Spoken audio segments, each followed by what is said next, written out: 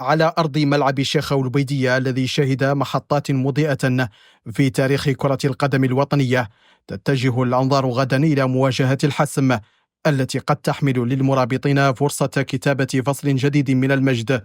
آمال الجماهير الموريتانية معلقة بأقدام لاعبي المنتخب الوطني الذين يواجهون منتخب جزر الرأس الأخضر في مباراة لا تقبل أنصاف الحلول.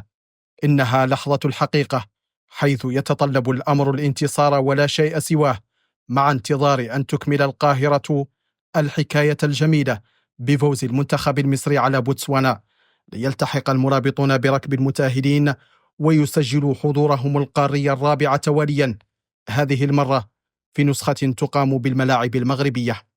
ماتش دور عود صعيب شوي ان شاء الله. تكلمنا فيما بيننا ان شاء الله، دونك عندنا ان اوبجيكتيف فيكسي وان شاء الله اون فا تو فيغ اي غاني لو ماتش دو ديمين ان شاء الله. نقول عن اللاعبين كاملين كلهم نفسياتهم زينه وكلهم مركز ان شاء الله على ماتش ديمين، بانه يعرفوا انه ماتش مهم، سيرتو نحن الدنيا ماتش وانا بنواكشوط ما كانت في ريزلت زينه، قلبنا ميسن انظره راجع ديما ان شاء الله توفيق ان شاء الله، راجع لا توفيق ان شاء الله، ما بيخلوش ان شاء الله. طالب منهم لا يساندونا ان شاء الله، ود معنا ان شاء الله، ده يا اخي كبير خير ان شاء الله معمولان.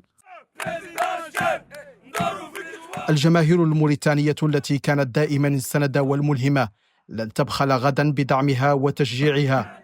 أعلام سترفرف وأصوات سترتفع وقلوب ستهتف باسم الوطن، رغم إدراك الجميع لصعوبة المهمة أمام منتخب جزر الرأس الأخضر، إلا أن الأمل معقود على روح القتال والإصرار الذي طالما ميز المرابطون في أوقات الحسم.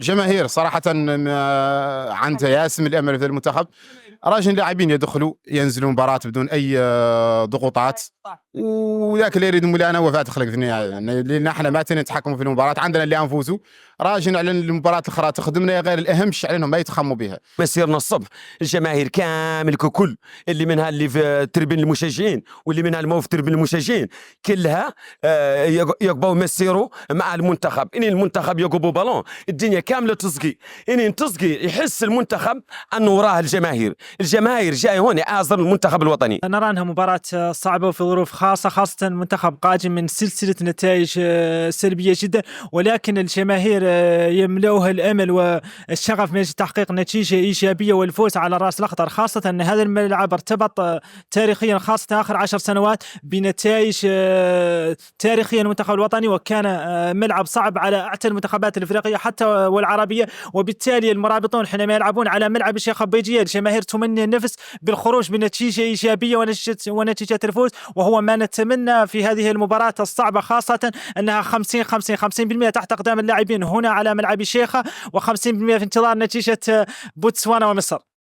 3 حصص تدريبية خاضها المنتخب بعد عودته من بوتسوانا، حيث عاد بتعادل ثمين أبقى الأمل قائما ورفع المعنويات عاليا.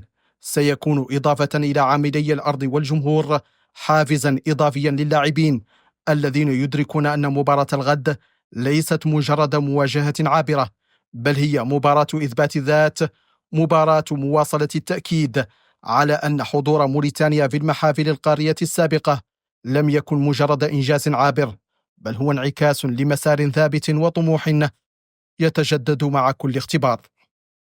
نتائج مباريات مجموعة المنتخب الوطني في الجولة الأخيرة من التصفيات، كما أنها ستكون حاسمة في مسألة تأهل المنتخب من عدم، يرى كثيرون أنها ستكون أيضا حاسمة فيما يتعلق بمستقبل المدرب أمير عبدو.